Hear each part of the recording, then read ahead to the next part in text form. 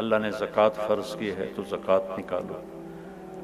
اب تو اتنے حالات ہیں کہ متوسط طبقہ بھی زکوٰۃ کا مستحق ہے، اپنے زکوٰۃ سے بڑھ کے نکالو، چونکہ زکوٰۃ دینے والا بخیلوں سے تو نکل جاتا ہے، لیکن سخیوں میں داخلہ اس سے اوپر کرے گا تو ہوتا ہے۔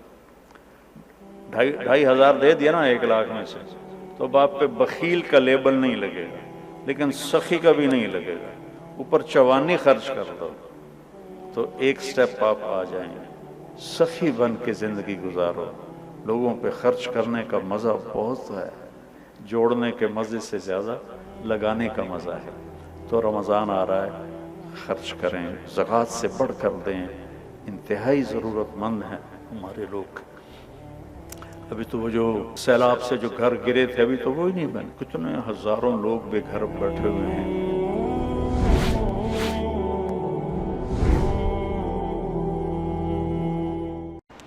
آج سارے شیطان قید ہو گئے، چاند نظر آیا شیطان غائب ہو گئے، قید ہو گئے۔ تصفد فیہم مردۃ الشیاطین، بڑے بڑے شیطان قید ہو جاتے، اس لیے تو نمازی بڑھ جاتے،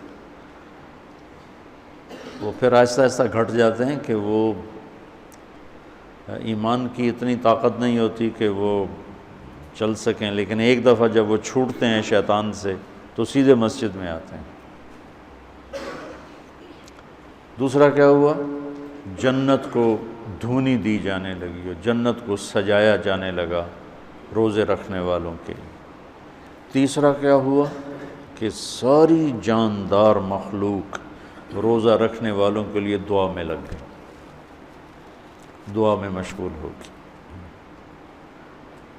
چوتھا کیا ہوا؟ روزے دار کے منہ سے جو ایک سمیل آتی ہے خالی معدے کی، وہ اللہ تعالیٰ کو مشک سے زیادہ اچھی لگتی ہے، پسندیدہ ہوتی ہے۔ اور پانچواں کیا ہوا کہ اللہ تعالیٰ رمضان کی آخری رات سب کی بخشش فرما دیتے، اور اس وقت اللہ کا عرش پہلے آسمان، روزانہ تہجد میں عرش الہی پہلے آسمان کی طرف آتا ہے۔ یہ اللہ کو ہی پتہ ہے اس کا کیا مطلب ہے، یہ اللہ کے نبی کو پتہ ہے، ہم اس پر ایمان لائیں۔ رمضان میں عرش الہی پہلے آسمان پر ہوتا ہے اور پورا مہینہ پہلے آسمان پر ہی ہوتا ہے۔ جہنم کے دروازے تالے لگا دیے گئے، جنت کے دروازے تالے کھول دیے گئے۔ پہلی امتوں کو ان باتوں میں سے ایک بات بھی نصیب نہیں تھی، ان کے لیے رمضان اور غیر رمضان ایک طرح تھا۔ فضیلت ملتی تھی، لیکن جیسے ہمیں اسپیشل خصوصی پیکج نہیں ہوتا، یہ فون والے پیکج نکالتے ہیں، تو میرے اللہ نے اس امت کے لیے خصوصی پیکج تیار کیا ہماری بخشش کے لیے۔ ہمیں رات کی نماز عطا فرمائی قرآن سننے کے لیے، چونکہ اللہ نے قرآن کو باقی رکھنا ہے۔ تورات، زبور، انجیل تو ٹیمپریری کتابیں تھیں، اس لیے وہ مٹ گئیں، ان کے ترجمے پائے جاتے ہیں۔ اصل بائبل کیا تھی خود بائبل والوں کو نہیں پتہ، اصل تورات کیا تھی تورات والوں کو نہیں پتہ، وہ اصل لینگویج ختم ہو گئی۔ تو قرآن ایک واحد کتاب ہے جو اپنی اصل کے ساتھ موجود ہے۔ تو آپ کو ایک فضیلت یہ حاصل ہے کہ آپ روزے رکھیں گے، دوسری فضیلت یہ حاصل ہے کہ آپ اللہ کے راستے میں رہیں گے، تیسری فضیلت یہ ہے کہ آپ علم کی طلب میں رہیں گے۔ تو اس سے خوبصورت رمضان کسی کا نہیں ہو سکتا۔ یا جو اللہ کی راہوں میں دھکے کھا رہے ہیں، کوئی پیدل چل رہا ہے، کوئی اونٹ سراؤں میں چل رہا ہے، کوئی سفر کر رہا ہے، یا آپ ہیں جو گھر کو چھوڑ کر اللہ کا دین سیکھنے کے لیے جمع ہیں، آپ کا رمضان انتہائی عالی شان رمضان۔ اور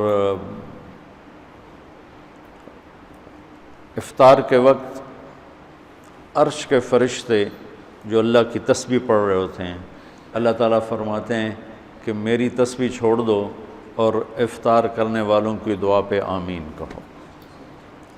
تو جب لوگ اکٹھے ہوتے ہیں افطاری کے لیے، حرمین میں بڑا ایمانی روح پرور منظر ہوتا ہے دیکھنے والا، کہ لوگ وہاں اپنے دسترخوان لگاتے ہیں پھر دوڑ لگاتے ہیں لوگوں کو پکڑنا، بھی آپ میرے دسترخوان، آپ میرے دسترخوان پر ہیں۔ چھوٹے چھوٹے بچے اور بڑے بڑے شیخ، ان کے مالدار رئیس نواب ٹائپ لوگ، وہ بھی نوکروں کی طرح بھاگ رہے ہوتے ہیں کہ آپ میرے دسترخوان پر، آپ میرے دسترخوان پر آ جائیں۔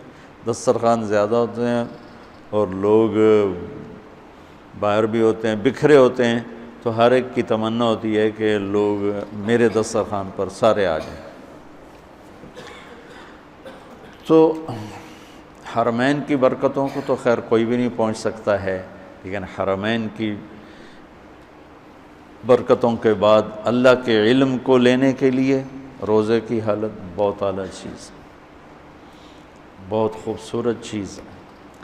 تو اس امت کو رمضان خصوصیت سے ملا، جس میں اللہ تعالیٰ نے لیلۃ القدر اتاری، جس میں اللہ کے نبی نے اعتکاف رکھا، اور اس کا فرض روزہ،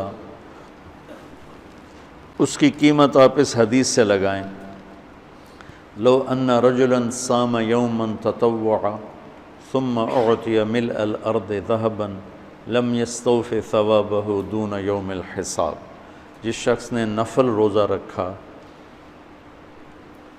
اور اس روزے کے بدلے میں پوری دنیا سونے سے بھر کے اس کو پیش کی گئی کہ آپ کا نفل روزہ ہے نا، اس کا یہ صلہ ہے، ساری دھرتی سونے سے بھر کے، تو میرے نبی کا فرمان ہے یہ سونے سے بھرا ہوا جہان بھی اس روزے کا بدلہ نہیں بن سکتا، اس روزے کا بدلہ اللہ ہی دے گا۔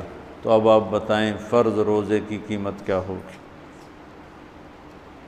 تو آپ دعا کرو اللہ پوری امت کو روزے رکھنے کی توفیق۔ اللہ تعالی ہمارے سرحد کے بھائیوں کو جزائے خیر دے۔ پٹھان روزہ نہیں چھوڑتے، بہت کم، وہ نماز نہیں پڑھتا ہوگا لیکن مر جائے گا، روزہ نہیں چھوڑے گا۔ یہ ان میں، ہمارے ان بھائیوں میں خصوصیت ہے۔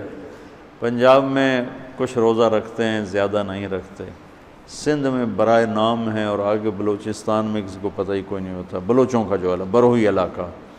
تو آپ لوگ دعا کرو، آپ اللہ کے راستے میں ہو، کہ اللہ پورے ملک والوں کو بھوک کا خوف نکال دے، پیاس کا خوف نکال دے۔ اس لیے تو اللہ تعالیٰ فرماتا ہے کہ روزے کا بدلہ میں خود ہوں۔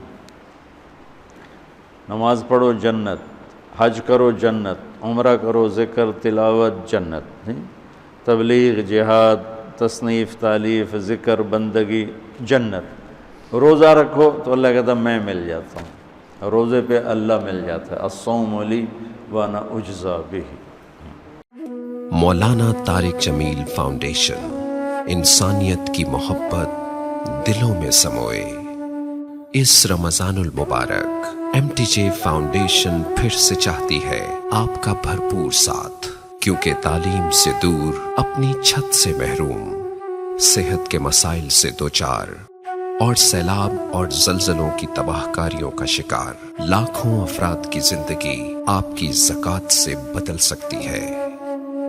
اپنی زکوٰۃ، صدقات اور عطیات MTJ فاؤنڈیشن کو دیں۔